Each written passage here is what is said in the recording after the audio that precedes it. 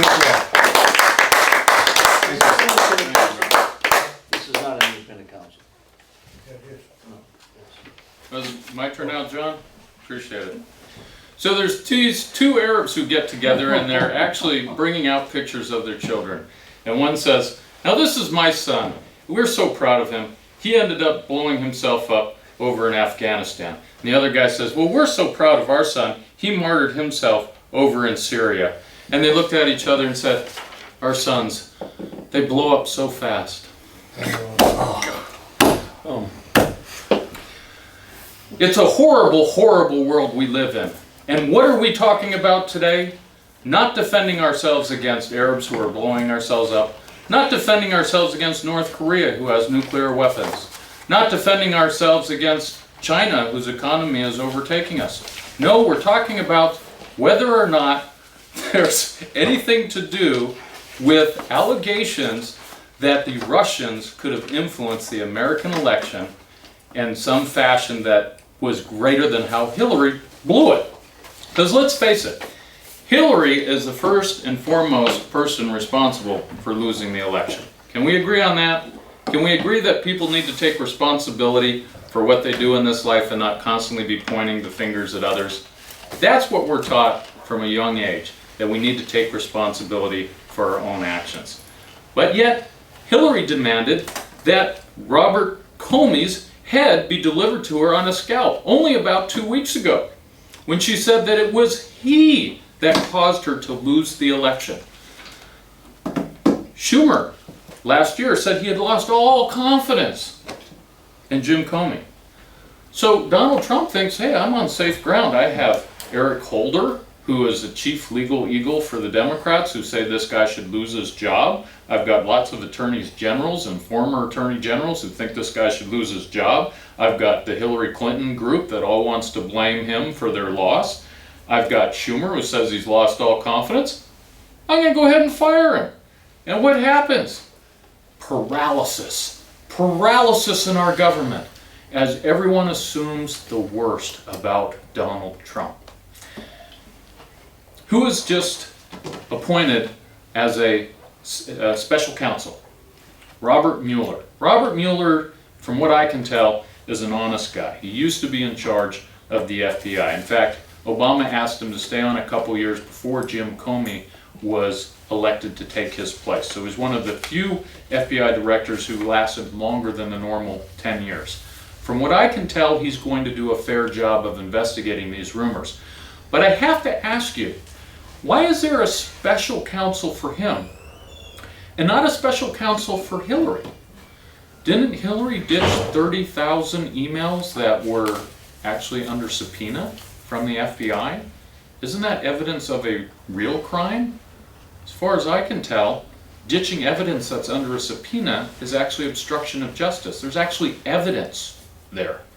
So why are allegations that are currently unproven, just because they've been announced thousands and thousands of times by the Democrats, but there's still no shred of evidence actually justifying a special counsel, why is there one for our president and not one for the one who really deserves it, who actually took all that evidence and deep-sixed it? And they didn't do it just once, they also did it under a previous special prosecutor too, Robert Fisk. When the Whitewater investigation was going on under Hillary, she had all of her documents subpoenaed. She handed them to Vince Foster. All these documents, she then swore she didn't know where they were. They must have just disappeared.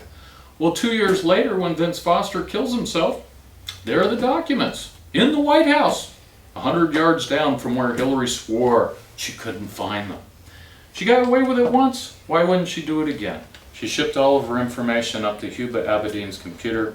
Happens to be, who's her husband again? Weiner? I forget Weiner's first name. Anthony Weiner. So she did the same thing. She took the documents, said she didn't know where they were. That's obstruction of justice right there. Where's the special prosecutor for that? It seems that because the Republicans don't whine long and hard enough on a daily basis about it, they don't get their special prosecutor, but the Democrats get theirs. Seems like a miscarriage of justice to me. What I find interesting is when Ronald Reagan was in office, he didn't like the Soviet Union. He hated the Soviet Union. He actually joked about bombing the Soviet Union. It was a funny joke too, but the Democrats were in an uproar about how he was joking about bombing the Soviet Union. They wanted him to talk to the Russians. They demanded that he talk to the Russians. What is Donald Trump doing right now? He's talking to the Russians, and he's getting flack for it on a daily basis. Oh, you can't discuss this with the Russians. They're our worst enemies. The deep state wants to continue to fund the military-industrial complex, and if we became friends with Russia, they wouldn't be able to justify the next set of bombs they want to order, the F-35 that they want to spend billions of dollars a plane on. They wouldn't be able to justify all this stuff, because the only way they can justify it is to have a Cold War enemy that's been resurrected. And let's look at just how powerful Russia really is. They have an economy of $1.6 trillion, a gross domestic product, $1.6 trillion. We have one at $18 trillion. We're now 12 times more powerful than them, our economy is.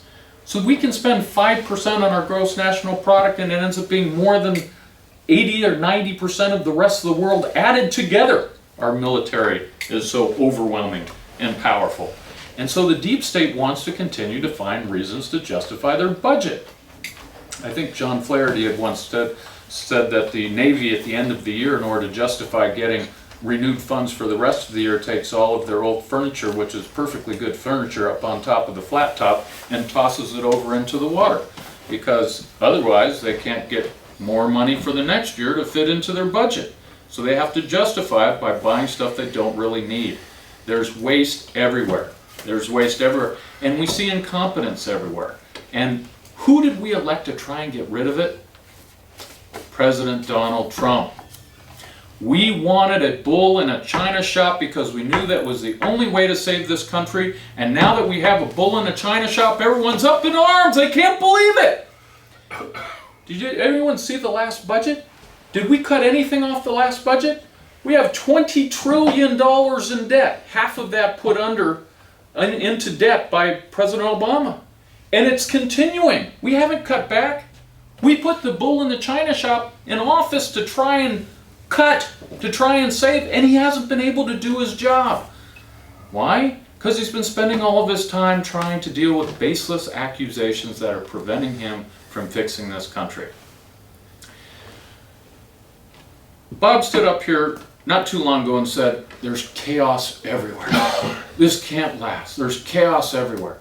And I was inclined to disagree with them at that time because I thought it was a good tactic. But what I found is that Bob was right. People see that paralysis and they lose faith. I have seen the Republicans abandon Donald Trump in droves because they don't have the ability to stand up here like I do every day, or at least once a week, and look out into that audience and try and justify what's happening and put it into perspective. They don't have the guts. They've lost the will. They've lost the ability to fight for the bull in the china shop that they elected.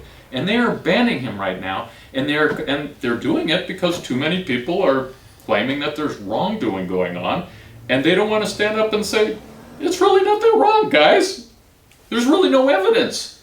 And if there's a prosecutor for President Trump, where's the one for Hillary?